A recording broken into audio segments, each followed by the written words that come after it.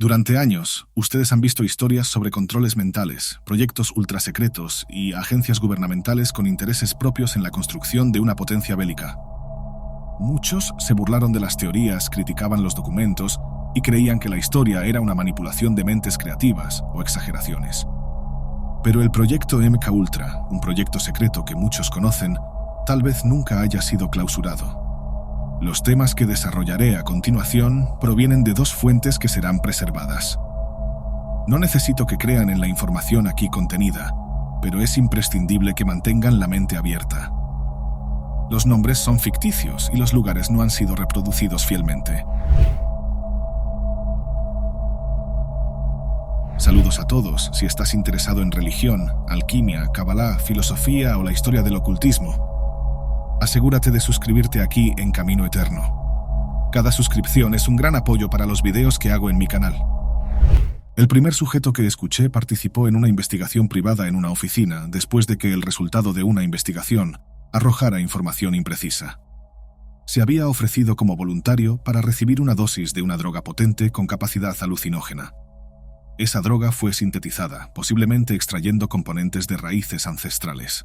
El propósito de la investigación no era observar la reacción en el sujeto, sino facilitar la conducción de la segunda etapa. Fue entrevistado durante 2 horas. Después se quedó en un hotel en Inglaterra hasta recibir la visita de un psiquiatra en su habitación. Durante todo ese tiempo, nadie explicó el motivo de la entrevista y no pudo recibir información sobre cuándo podría regresar a casa. Eso sucedió en 1999. Un documento al que tuve acceso mostraba la lista de voluntarios con el número de dosis recibidas, información sobre la seguridad social y datos más sensibles. Cuando reunimos todos los documentos, contábamos con 300 páginas en total. La investigación era compleja y mostraba detalles personales que difícilmente se descubrirían solo accediendo a historiales en línea. Entonces estábamos tratando con información gubernamental. Quien produjo estos documentos tenía acceso a los datos personales de al menos 12 personas, 2 de las cuales conocí personalmente. Yo no soy un investigador privado y mucho menos un periodista de investigación. Este contacto fue por un artículo que escribí en colaboración con un colega. Hablábamos sobre el Imperio Asirio y el proceso de colonización agresiva al que sometían a sus conquistas territoriales. Pocos pueblos en la historia fueron tan eficientes en sus métodos de dominio como los asirios. Entre los siglos IX y VII a.C., el imperio asirio se consolidó como una de las potencias más brutales y militarizadas de la antigüedad. El verdadero dominio que los asirios ejercían sobre sus enemigos era espiritual y cultural. Cuando invadían un territorio, no se conformaban con conquistar geográficamente las ciudades y los ejércitos. Buscaban una invasión más profunda. Un ejemplo clásico de esta práctica se puede ver en la destrucción de Babilonia en el año 689 a.C. por el rey Sennacherib, quien destruyó los monumentos y templos babilónicos y descubrió cómo erradicar completamente a los dioses locales, suprimiendo toda la identidad religiosa de la ciudad. Su intención era clara, no bastaba con someter físicamente a los enemigos, era necesario alienarlos de su propia cultura y espiritualidad. Tenían plena conciencia de que la verdadera dominación pasaba por la destrucción de los símbolos espirituales de un pueblo. Practicaban lo que podemos llamar invasión espiritual. Esto implicaba la imposición de sus propios dioses, rituales y creencias a los pueblos conquistados, sustituyendo las deidades locales por las suyas, como Asur, el dios supremo asirio. Esta estrategia era extremadamente exitosa, pues al destruir la espiritualidad de un pueblo, los asirios conquistaban tierras y almas. Este tema es una nota al pie, una curiosidad insignificante sobre un proceso visto en muchas otras culturas, pero este artículo llamó la atención de James. Se puso en contacto conmigo a través de un correo electrónico al final de la publicación. Usó una herramienta en línea que recuperaba publicaciones antiguas. Mi blog personal ya había sido eliminado en 2010, cuando fui contactado inicialmente. Yo no sé si estoy hablando con la persona que escribió el artículo o si seré enviado a la carpeta de spam, pero necesito contar algo que me hicieron en una sala oscura el mes pasado. Si esto no llama tu atención, borra este correo, teléfono en el anexo. El correo terminaba abruptamente, sin mayores explicaciones. El único detalle que omito fue el número de teléfono. Me extrañó que el número no estuviera escrito en el cuerpo del correo, sino en un documento Word. Lo abrí temiendo que fuera un virus y copié el número en mi agenda personal. Pasé 2 semanas decidiendo si llamaba. Mi vida era una cosa antes de esa llamada y cambió completamente al final de ella. Quien hablaba al otro lado se llamaba James. Me contó que había tenido que regresar a las oficinas de una agencia gubernamental en Europa. Me dijo que durante los últimos 6 años había sido conejillo de Indias en un experimento que inicialmente parecía inofensivo. Mencionó que nadie creía en el éxito de la investigación y tal vez por eso fue financiada completamente durante 10 años. El hecho es que el proyecto terminó convirtiéndose en el chivo expiatorio perfecto para una serie de incoherencias administrativas y pequeñas fraudes fiscales. El gobierno enviaba fondos que se desviaban hacia otros sectores, principalmente el bélico. Pero James me contó que esa era la gran idea inicial. Querían transformar el control mental en un arma biológica y utilizaron conceptos de sincretismo religioso y manifestaciones espirituales africanas para descubrir la génesis del control mental. Investigaron el lenguaje de los ángeles, la incorporación y la posesión demoníaca, para definir si existía una brecha en la mente humana que permitiera una invasión segura. Con esto crearían una alienación momentánea para inyectar un comportamiento que podría activarse remotamente cuando fuera necesario. Parece invento, ¿verdad? Todo esto fue explicado en línea abierta, por teléfono. Escuché sin interrumpir. Cuando James se quedó en silencio durante unos segundos, decidí recomendar una reunión informal para que pudiéramos discutir la información y tratar de entender cuál sería mi papel en todo esto. James se negó y me pidió que comenzara a anotar lo que iba a decir. James cuenta que el primer día de pruebas fue tranquilo. Tomó una píldora y en el centro de la sala había 2 relojes con cronómetros. El primero marcaba 30 minutos hasta que se completara la cuenta regresiva, en el otro 1 hora. Mientras lo observaban, James se sentía bien. Como se trataba de una evaluación sobre los componentes de la medicación, James sospechó que había tomado el placebo. Todos los días, durante al menos una semana, los relojes terminaban esas cuentas regresivas y James volvía a casa. Durante la segunda semana, tuvo acceso a una droga experimental que facilitaría el progreso de los estudios. Tomó la pastilla, pero lo enviaron a una sala con 5 relojes. Se le instruyó que no apartara los ojos de la manecilla mayor del último reloj. James no recuerda cuánto tiempo pasó, pero dice que despertó un día después de haber tenido esta misma conversación conmigo por teléfono. Las pruebas ocurrieron en 2008. Al principio me quedé sin palabras, pero la cuestión más importante era entender que, además de los problemas psicológicos que probablemente tenía James, ¿qué cambió en su cronología? ¿Un día saltas en el tiempo y al siguiente regresas? Dijo que durante 2 semanas, cada vez que dormía, vivía otro momento de su vida. Muchas veces, James apenas salía de su habitación. Estos cambios estaban afectando su salud psicológica y empezó a aceptar que se estaba volviendo loco.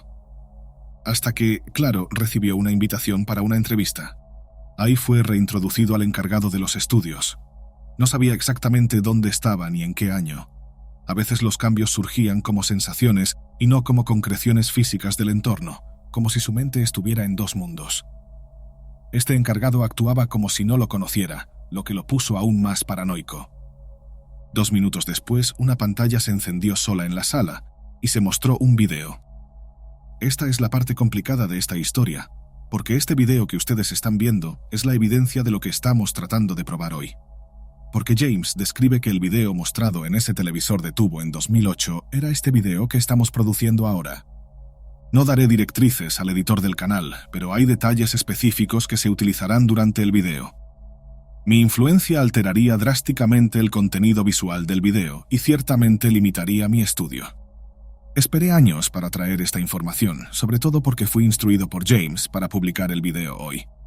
Cuando conecté los puntos, casi me dio un susto. Para explicar por qué James me convenció tan rápido, necesito contar algunas cosas sobre quién soy y cómo mi trabajo terminó influyendo indirectamente en Internet. Sobre todo porque mis estudios sobre los asirios terminaron en documentos secretos de agencias internacionales de vigilancia. Desde los inicios del pensamiento humano, el tema de la alienación ha ocupado las mentes de los grandes filósofos. Karl Marx, uno de los pensadores más influyentes de la era moderna, definió la alienación como una desconexión entre el individuo y su propia esencia. Para Marx, la alienación surge especialmente en el contexto de una sociedad donde las fuerzas productivas y las relaciones laborales oprimen al ser humano. despojándolo de su control sobre su propia creación. Sin embargo, la alienación va más allá del ámbito económico. Espiritualmente, la humanidad puede ser separada de su verdadera naturaleza, ya sea por dogmas religiosos, sistemas políticos o ideologías dominantes. Una desconexión mental que no solo aísla al individuo de sí mismo, sino también de la sociedad en su conjunto. Esto me recuerda a una historia personal que me gustaría compartir. Una vez, en una visita al monasterio de Cluny, en Francia, observé una transformación cultural y espiritual en ese lugar a lo largo de los siglos. Lo que antes era un símbolo de libertad espiritual se había convertido, de alguna manera, en una representación física de la alienación espiritual causada por fuerzas externas. La historia de Cluny es solo un pequeño ejemplo de las muchas capas de dominación que rodean al ser humano. Ahora, a lo largo del tiempo, la alienación también ha sido asociada con fuerzas sobrenaturales, como demonios y entidades espirituales. Sin embargo, debemos preguntarnos, ¿es posible que el control que estos demonios ejercen sobre las almas no sea, en realidad, una metáfora de las fuerzas culturales que nos alejan de nuestra esencia? El control demoníaco, tal como se describe en antiguas escrituras y rituales de exorcismo, es en realidad una forma extrema de posesión mental e ideológica. Fuerzas invisibles, como ideologías políticas, religiones o sistemas culturales, muchas veces asumen el papel de entidades que subyugan a las masas. Aquí, un demonio puede ser visto como el representante de un poder que no solo domina la carne, sino también la mente. Si miramos más de cerca, podemos ver que las ideologías que alienan a las masas son extremadamente similares al concepto de posesión demoníaca. Después de todo, tanto la alienación ideológica como la posesión espiritual representan una pérdida de control individual, sustituida por la voluntad de una fuerza mayor. A lo largo de la historia, estas dos formas de alienación han avanzado juntas, convergiendo en momentos importantes. Así que sabía que James no estaba mintiendo. Mi trabajo sobre alienación era inédito. Francamente, no tenía nada de superior o extremadamente innovador en ello. Cuando observamos el trabajo ya producido, ciertamente veremos copias y más copias de ideas recicladas. Pero nadie sabía de mi intento de unir la idea de alienación en el trabajo de Marx dentro de una estructura metafísica. Es importante señalar en este punto que nunca creí completamente lo que James contó sobre esos fragmentos temporales. Soy bastante crítico con eso y, precisamente por eso, les advertí que mantuvieran una mente abierta, pero advertí que los detalles aquí narrados serían difíciles de probar. Mi interés en el tema, la alienación de las masas, surgió exclusivamente tras la lectura de El Capital. Independientemente de lo que piensen sobre Marx, es innegable que aportó nuevos escenarios para que pudiéramos discutir abiertamente cómo el individuo se relaciona con el mundo. Muchos aquí ya han escuchado teorías absurdas como la que James me contó, sobre el control mental a partir de fármacos, manipulaciones craneanas, e incluso producciones tan oscuras y nefastas que solo podrían encontrarse en el inframundo. Pero cuando hablamos de control civilizatorio, solo hablamos de control físico. Es decir, la ley que impera es que el más débil se someterá al más fuerte. Es la ley de la selva y, en mi humilde opinión, la ley que nos moldea desde el inicio de nuestras vidas. Es por el miedo al otro que no nos oponemos a la mayoría. Es por miedo a ser juzgados que desempeñamos el papel ya establecido y es por reverencia que creamos a nuestros dioses y expulsamos a nuestros demonios. Toda vida en la tierra desciende de una ley natural simple. James me estaba diciendo, síganme aquí, que para pasar a la siguiente etapa era necesario tomar un medicamento. Ese medicamento no representaba el proceso en sí, sino que era una fracción de lo que se haría a continuación.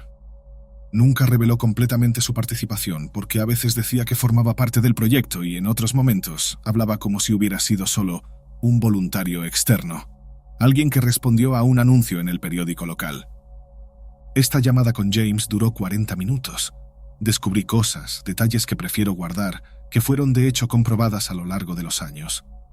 No me gustaría afirmar que James fuera de hecho un viajero en el tiempo, pero sí que actuaba con credenciales elevadas que le permitían cierta anticipación a las reversiones económicas y sociales sufridas en los últimos 14 años.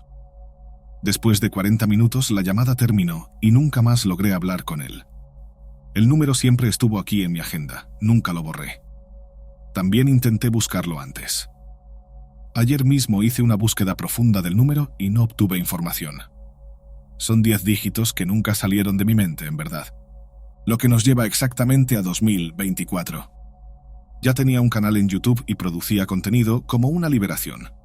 Intenté suprimir esas conversaciones de mi memoria, pero los años pasaron y aprendí nuevos trucos. El primer truco fue analizar la información precaria de James. Mencionó un hotel en Inglaterra, pero dejó claro que no pertenecía al país. No dio detalles adicionales sobre cuál era la agencia. Lógicamente, pensaríamos que, por tratarse de una agencia gubernamental involucrada en experimentos secretos, las entrevistas con los miembros del equipo de investigación se llevarían a cabo en suelo nacional. Pero esa es una táctica antigua.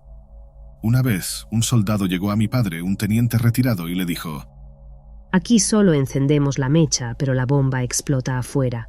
El soldado estaba borracho, y era probable que estuviera diciendo que era más fácil pelear afuera que aquí dentro. Pero eso tampoco desapareció de mi mente, porque todo el mundo sabe que las agencias secretas mantienen bases en otras naciones para operaciones oscuras, rara vez sancionadas por el gobierno. El famoso «si los atrapan haciendo esto, nunca escuché hablar de ustedes». Pero un detalle que llamaba mi atención era qué tipo de agencia tendría la influencia y la capacidad de infiltrarse en suelo inglés sin llamar la atención. Quiero que piensen conmigo y escriban en los comentarios quién tendría esa audacia. Es hora de hablar de lo que hizo la CIA en 1950. Muchos hablan de la Guerra Fría como algo que ocurrió solo en los años 80, como si su apogeo representara toda su extensión. Pero los Estados Unidos ya habían lidiado con dos grandes guerras y, entre ellas, una Gran Depresión. Mientras abandonaba el consumismo de los años dorados de la Primera Guerra, la especulación bancaria llevó a familias enteras a rescatar sus ahorros, creando una recesión que afectó al mundo.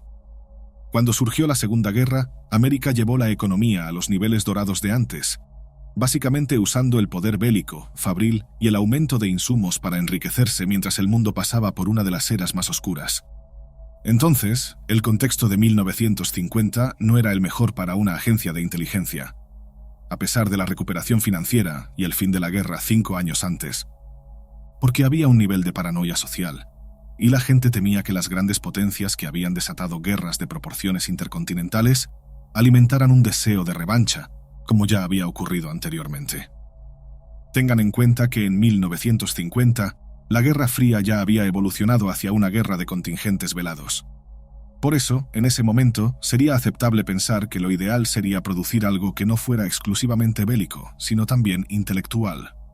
Un arma que, al manipular, no condenaríamos a los enemigos a la destrucción, sino que produciríamos una respuesta alienante. Esto está tan conectado con lo que decía que tuve un lapso de memoria mientras escribía. Escuché la voz de James hablando sobre Marx. Porque el MK-Ultra, el proyecto ultrasecreto que se parece a lo que dijo James, nació del esfuerzo americano por extinguir la propaganda comunista de prisioneros liberados del régimen coreano. La CIA aún era relativamente nueva en ese año, así que financiamiento no faltaba. Entonces, tratando de evitar que las ideas comunistas fueran insertadas en la mente de los estadounidenses, produciendo una histeria colectiva, se propusieron experimentos psiquiátricos con un costo inicial de $25 millones. Es importante señalar que esta información es verificable. ¿Y cómo llevó a cabo la CIA estos experimentos? Y más importante, ¿cómo lo hicieron? Aquí es donde las similitudes se vuelven aún más claras. Porque la CIA utilizó centros hospitalarios, instituciones falsas y direcciones inusuales en 3 países. Uno en suelo nacional, otros en el Reino Unido y algunos en Canadá. También reunieron a un equipo de ensueño. Dentro del proyecto MK-Ultra, las investigaciones no seguían estándares éticos, y había varias líneas de investigación. No había preocupación por el sujeto y, en algunos casos, las personas ni siquiera sabían que estaban siendo parte de un experimento. El LSD fue la primera droga utilizada, una sustancia que ganó mucha fama en la época en discotecas. Para llevar a cabo los experimentos, los investigadores usaban a trabajadoras sexuales que ofrecían la droga, y ellos podían observar en entornos controlados, detrás de espejos unidireccionales. Pero tal vez fue en Canadá donde realmente perdieron por completo los límites éticos. Allí terminaron destruyendo permanentemente la memoria de varias personas, aunque el número exacto nunca fue revelado. Quizás una de las mayores preocupaciones en ese momento no era tanto el trabajo que se estaba llevando a cabo, sino las personas involucradas. Sabemos, por ejemplo, que había un hospital en Canadá administrado por un psiquiatra renombrado, lo que le daba legitimidad al proyecto. Pero todo allí era una fachada. En realidad, la institución era una base secreta dirigida por Donald Ewen Cameron, un psiquiatra escocés-estadounidense considerado uno de los más respetados del mundo. Esta revelación aportó una información importante. El mundo no estaba lidiando con aficionados. Cameron inicialmente no admitió su participación en estos experimentos. Sin embargo, los registros de transacciones financieras entre enero de 1957 y mediados de los años 60 muestran que la CIA pagó al psiquiatra unos $60.000, lo que ajustado a los días de hoy sería el equivalente a aproximadamente $500,000. Al estudiar estas personalidades, lo más importante no es solo intentar entender quiénes eran a través de un recorte histórico, sino lo que defendían. Las ideas son más definitorias que las acciones en sí. Cameron, por ejemplo, era un ultranacionalista que creía que la ciencia debía tener un enfoque modernista y que el cerebro no era una entidad metafísica, abstracta o artística. Lo veía como algo mecánico, integrado al ser humano, y que debía ser entrenado con un rigor microscópico. Él creía que, para arreglar la mente humana, que consideraba mecánica y estructurada, era necesario reducir al individuo a un estado de completa ineficiencia. Esto era lo que él llamaba infancia programada. Este estado sería inducido a través de técnicas avanzadas de manipulación cerebral, llevando a los pacientes a niveles primitivos de percepción. Una vez limitados a esta infantilidad, creía que podría reprogramarlos. Para Cameron, el ser humano, completamente absorbido por esta regresión inducida, ya no tendría acceso a sus facultades mentales convencionales. En cierto sentido, el trabajo que realizó con el apoyo de la CIA le permitió tratar mentes humanas como objetos. De la misma manera que administraban LSD a personas que ni siquiera sabían que estaban participando en experimentos, tomaban pacientes psiquiátricos, a veces con problemas relativamente menores, y los mantenían en la institución por largos periodos, explotándolos con fines de investigación. El tiempo prolongado no solo servía para estudios, sino también para que las familias olvidaran que sus seres queridos estaban allí. Cameron básicamente acomodaba a estos pacientes en habitaciones aisladas y los colocaba en coma inducido, que podía durar meses. Cuando los pacientes finalmente despertaban, estaban completamente latentes, absorbidos por un estado compulsorio y sin control sobre sus facultades mentales. Con los pacientes debilitados, iniciaba sesiones de terapia electroconvulsiva, alternando entre frecuencias bajas y altas. Aunque los individuos aún no estaban completamente en estado vegetativo, estaban lo suficientemente vulnerables como para no poder resistir. Cameron creía que al reducir al individuo a este estado, podría devolverlo a una condición mental saludable. Pero, por supuesto, esta teoría nunca funcionó. De hecho, lo que hizo Cameron fue ampliamente desaconsejado por las principales instituciones de salud del mundo. Sus prácticas sombrías ofrecían solo una fachada pseudocientífica para justificar la manipulación de seres humanos de la manera que él consideraba conveniente, persiguiendo un rigor científico que no contemplaba la salud como uno de los pilares de la ciencia. Después de meses aplicando electrochoques, que a veces excedían en hasta un 40% la intensidad recomendada, los pacientes eran inducidos a largos periodos de sueño. Como si eso no fuera suficiente, también administraba LSD a estos pacientes. Después de romper completamente al individuo, Cameron buscaba reconstruir una nueva mentalidad a partir de la base más primitiva de la racionalidad humana. Sin embargo, este enfoque demostró ser ineficaz. Pacientes que habían ingresado al hospital para tratar problemas simples, como la depresión posparto, salían sin recuerdos importantes sobre sus vidas. Olvidaban quiénes eran, a quienes amaban y cuáles eran sus metas y sueños. Estos errores de manipulación y destrucción de la memoria exponen los límites de lo que se consideraba un avance científico. En primer lugar, estas prácticas eran secretas, justificadas como un servicio a la humanidad, pero en realidad solo servían a los intereses de sus ejecutores.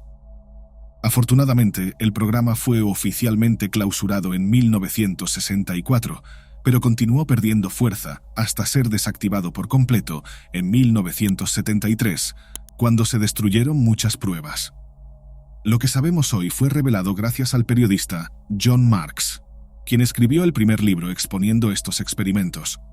Cuando recibí una llamada telefónica sobre pruebas prolongadas en suelo inglés, inmediatamente me vino a la mente los experimentos realizados por la CIA en los años 50. Esa segunda llamada no fue más fácil que la primera, pero ciertamente arrojó más luz. Quien estaba del otro lado de la línea era Mary. Mary me contó sobre eventos extraños que ocurrieron durante su tiempo en una agencia gubernamental. Ella no tenía la autoridad ni la capacidad de cuestionar a sus superiores, hasta que, en una oportunidad, decidió abordar a uno de ellos directamente. Sin dudar, fue hasta él y le preguntó qué estaba ocurriendo. Lo que me reveló fue impactante. Altos funcionarios del gobierno estaban llevando a cabo experimentos similares, de manera indiscriminada. Claro, le pedí pruebas. Me envió 3 correos electrónicos con documentos oficiales. No puedo asegurar la veracidad de la información y las fuentes nunca revelarán sus verdaderos nombres. Pero hoy serán presentados a la operación Thought Wave. Necesité 2 horas para leer todos los documentos. Cuando terminé, tuve una sensación extraña e inusual. Me sentí perdido.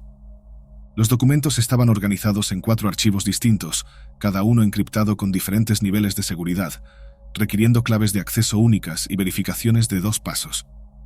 Fueron enviados a través de un correo electrónico seguro, oculto detrás de múltiples capas de redirección de IPs, dificultando cualquier intento de rastreo.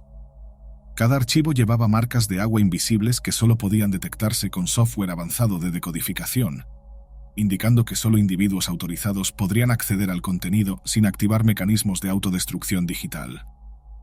Los archivos contenían referencias a métodos complejos de control mental basados en técnicas de publicidad subliminal y neuromodulación. Una parte detallaba el uso de patrones de ondas específicas para decisiones de consumo, mientras que otra desglosaba el uso de algoritmos de redes neuronales para predecir y manipular el comportamiento colectivo.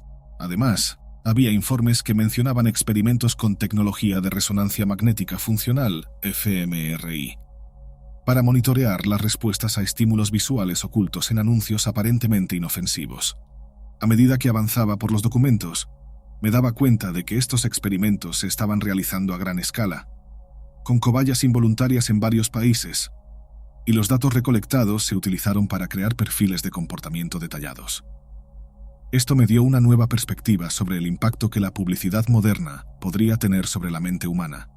No se trataba solo de vender productos, sino de moldear el inconsciente colectivo. Por eso me dediqué los últimos meses a temas menos religiosos y menos conspiracionistas. Quería preparar a la audiencia para este contenido. Yo creo, y perdonen la intromisión, que están siendo controlados desde los años 80. Eso es lo que sugiere la operación Thought Wave. El primer documento informa que el día 4 de julio de 1979, un activo tuvo una reunión con una emisora de televisión para introducir un anuncio militar. El documento detallaba cosas básicas como la vestimenta que se usaría, los mensajes presentes, la temática general, la duración y los horarios de emisión. Era un anuncio sin apariencia de anuncio, porque en realidad el comercial no hablaba sobre militares, sino sobre una lavadora y una ama de casa. Se anexaron imágenes del comercial, pero el video nunca fue encontrado. Los documentos detallan que esta inserción se amplió en los meses siguientes, sumando alrededor de 150 inserciones en el primer mes y más de 500 en los 2 meses posteriores.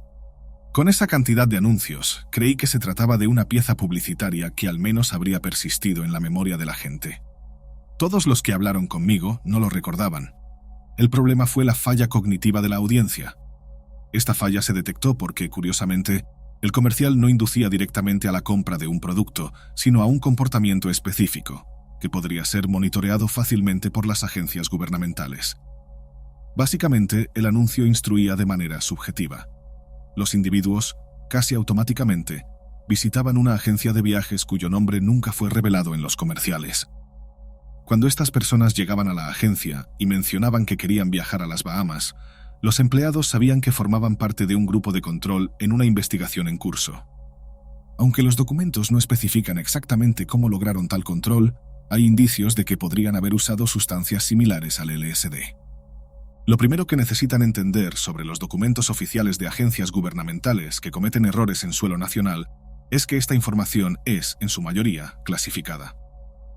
Frecuentemente es encubierta, se omiten términos y los nombres importantes se vuelven irrecuperables.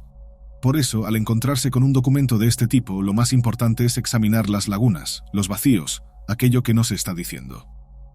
El documento que leí era claro en cuanto al nombre de la agencia de viajes, los destinos, las fechas y los nombres de los individuos que la buscaron. Pero lo que más me perturbó fue la descripción detallada de cómo se llevó a cabo el proceso de manipulación mental.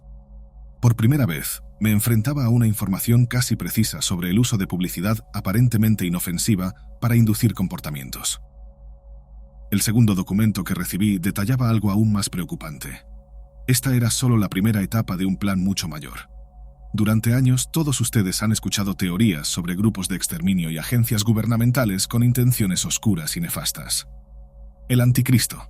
Los eventos apocalípticos en los que una figura se levantaría para manipular la historia mundial, transformándola en una catástrofe.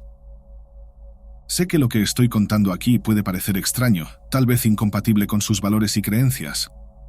Es posible que consideren esta información como fragmentos de una ficción, pero los documentos 2 y 3 describen un proceso largo, estructurado y finalizado de control mental para manipulación oculta, involucrando entidades antiguas y la adoración a deidades malignas. No estoy aquí para afirmar que esta información es absolutamente real, ni para convencerlos de creer en mí. De hecho, no espero que acepten la idea de que hay un ejército de personas siendo manipuladas continuamente por anuncios que se emitieron entre los años 80 y 2000. Lo que quiero es que consideren la posibilidad de que, en este momento, los anuncios estén siendo transmitidos para manipular sus mentes, ejerciendo influencia sobre su comportamiento de forma sutil, y tal vez sin que lo perciban. Naturalmente oculté alguna información de los documentos. No por miedo físico, ni para proteger a quienes me enviaron estos archivos, sino porque creo que todavía hay detalles que no pueden ser comprobados, al menos por ahora.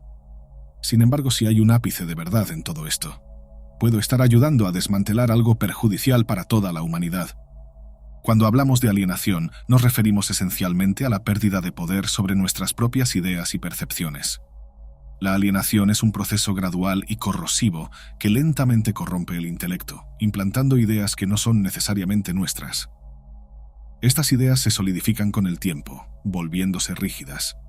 El resultado de este proceso es que el ser humano deja de pensar y actuar por cuenta propia, perdiendo la capacidad de estar consciente en el momento de tomar decisiones. Es importante destacar que, desde siempre, la televisión y la radio han sido herramientas poderosas de alienación.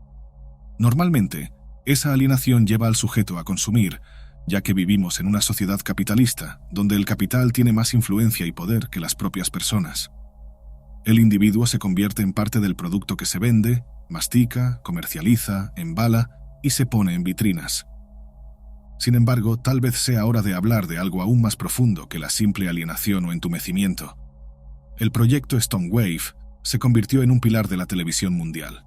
Muchos de los grandes productos, especialmente aquellos importados a países marginados, conocidos como países de segundo nivel o subdesarrollados, recibieron versiones de estos comerciales.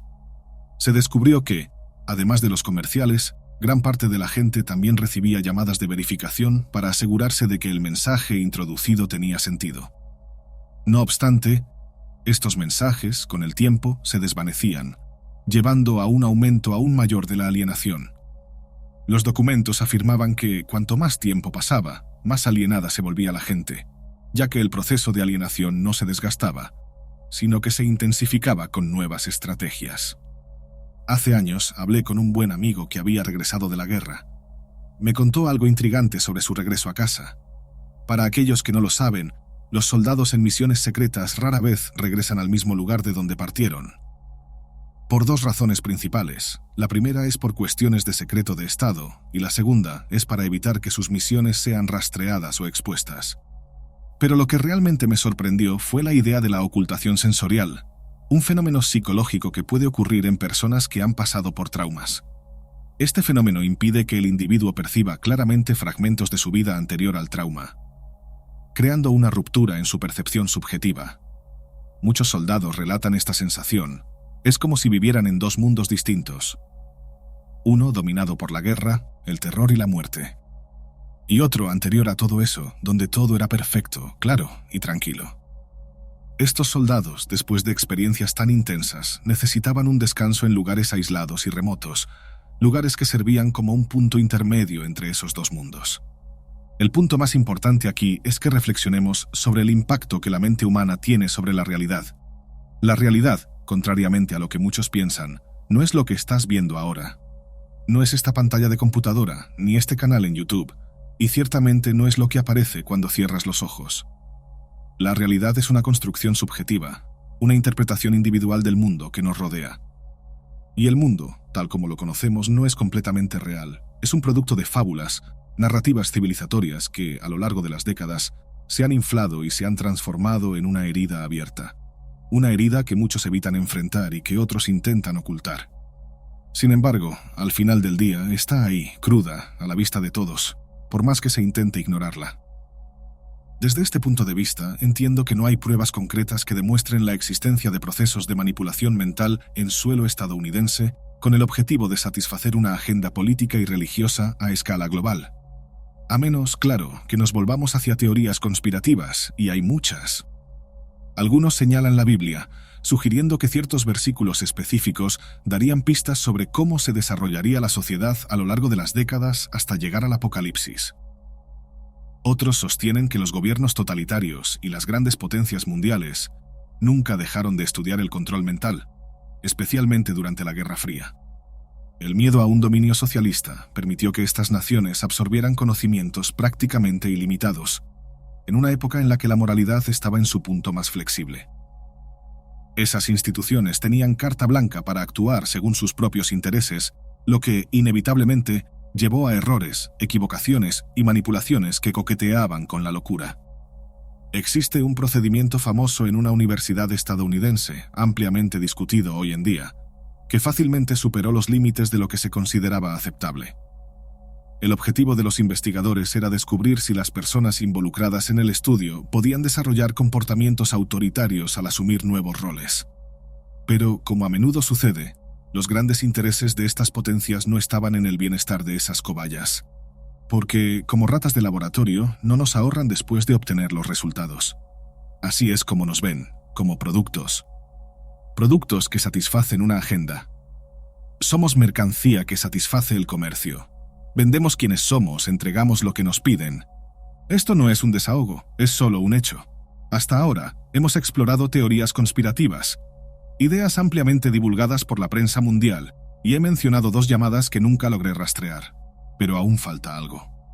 Sé que durante meses han seguido mi esfuerzo por explicar esta historia de manera simple, casi académica, sin perder de vista que quien escucha tiene mucho que aportar. En algún momento pedí esa colaboración. Este video, como tantos otros que he producido, es colaborativo. Pero ahora me gustaría dar un paso más allá y hablar de otro proyecto. Este proyecto es tan secreto que ni siquiera puedo revelar su nombre. Así que les contaré cómo descubrí un proyecto similar, que comparte varias características con lo que he venido discutiendo. Este segundo proyecto probablemente ocurrió en los años 80. Cuando menciono proyecto, no me refiero solo a algo que tuvo éxito temporal o generó subproductos que se propagaron durante décadas. Lo que estoy describiendo es un proyecto de alto impacto, algo que fue diseñado para ser replicado y producir efectos profundos. Vamos a llamarlo Cold Water, un nombre ficticio. Es posible que no crean lo que voy a decir a continuación, pero consideren esto. En 1980, un estudio realizado por una universidad reveló que había un componente específico presente en el agua embotellada que podía alterar biológicamente a las personas que la consumían. Este aspecto biológico es de extremo interés, no necesariamente por los estudios que he realizado o por mi formación académica. De hecho, durante los primeros años de la universidad, mi interés por estos temas era mínimo. Pero la biología, en este caso, importa. Importa porque, durante décadas, la humanidad ha perseguido un único objetivo: la transformación. Desde tiempos antiguos, el hombre ha intentado dominar el arte de cambiar la esencia de las cosas, ya sea a través de la ciencia o de lo que históricamente llamamos alquimia. La alquimia, que floreció en la antigüedad y atravesó la Edad Media hasta el inicio del Renacimiento, no era solo la búsqueda de la transmutación de metales, como el famoso intento de convertir plomo en oro. Representaba una filosofía más amplia que buscaba la transformación del propio ser humano. Los alquimistas creían que al manipular la materia, también estaban alcanzando una comprensión más profunda de la naturaleza y el espíritu. El símbolo más famoso de esta búsqueda es la piedra filosofal, que según ellos, tendría el poder de conceder la inmortalidad y transmutar sustancias ordinarias en preciosas. Sin embargo, los alquimistas no se limitaban a objetivos puramente materiales. Sus prácticas se basaban en una intersección entre ciencia, espiritualidad y misticismo. Creían que la verdadera transformación estaba ligada al autoconocimiento y la iluminación espiritual, además del descubrimiento de los secretos de la naturaleza.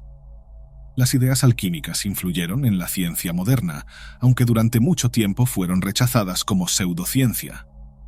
Con el advenimiento del iluminismo en los siglos XVII y XVIII, la alquimia fue suprimida por las corrientes racionalistas que dieron origen a la ciencia moderna. A partir de ahí, la alquimia fue frecuentemente marginada y asociada con el charlatanismo y la superstición. Sin embargo, su influencia no fue completamente borrada. Dejó un legado profundo en las ciencias ocultas y el pensamiento esotérico, además de inspirar conceptos filosóficos y científicos.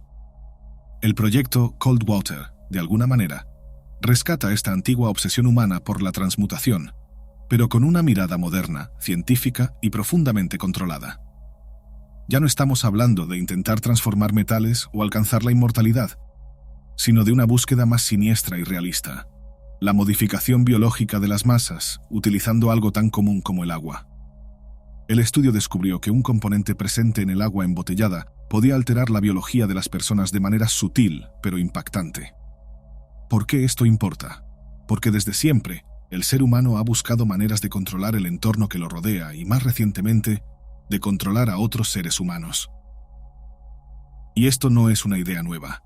El concepto de modificar la naturaleza biológica o psicológica de individuos con fines de control tiene raíces profundas en épocas de grandes transformaciones sociales y políticas.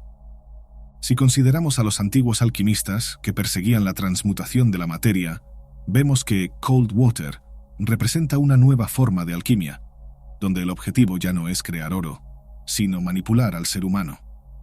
A diferencia de los alquimistas originales, que fueron perseguidos y ridiculizados por sus prácticas, este proyecto operaba en las sombras, protegido por los intereses de gobiernos y grandes corporaciones. Su base era la ciencia moderna, con todas las herramientas que la tecnología contemporánea ofrece, y por eso nunca fue tratado como pseudociencia, sino como una operación de alta seguridad y alto impacto. De alguna manera, Cold Water reaviva la idea de que el ser humano siempre ha buscado maneras de transformar el mundo. Y ahora esa búsqueda se ha enfocado en la transformación de cuerpos y mentes. Lo más alarmante es que este tipo de manipulación, a diferencia de los experimentos visibles de los alquimistas antiguos, es invisible. El agua, un elemento cotidiano y esencial, puede ser el vehículo perfecto para algo mucho mayor y más perturbador de lo que jamás imaginamos. Cuanto más estudio, más me doy cuenta de que la mayor ambición de las personas que detentan algún tipo de poder es la manipulación. Y tal vez su gran ventaja sea precisamente esa capacidad, porque la manipulación también es una relación capitalista. No hay manera de que una minoría se mantenga en el poder sin manipular a la mayoría. Esta es una dinámica social que puede reducirse a un simple acto de apretar un botón y obtener una respuesta predecible. Cuanto más controlas a las personas, menos se transforman por sí mismas. De hecho, las personas funcionan como resortes, se retraen. Los estudios conducidos por la CIA usaban sustancias como el LSD para causar esa retracción y al mismo tiempo permitir acceso irrestricto a la mente de las personas. Con ese acceso, los individuos eran infantilizados y conducidos a estados vegetativos. Durante esos estados de extrema vulnerabilidad, eran sometidos a ceremonias y procedimientos de electrochoque. El choque era tan potente que muchos entraban en un estado de no retorno, donde las secuelas eran irreversibles.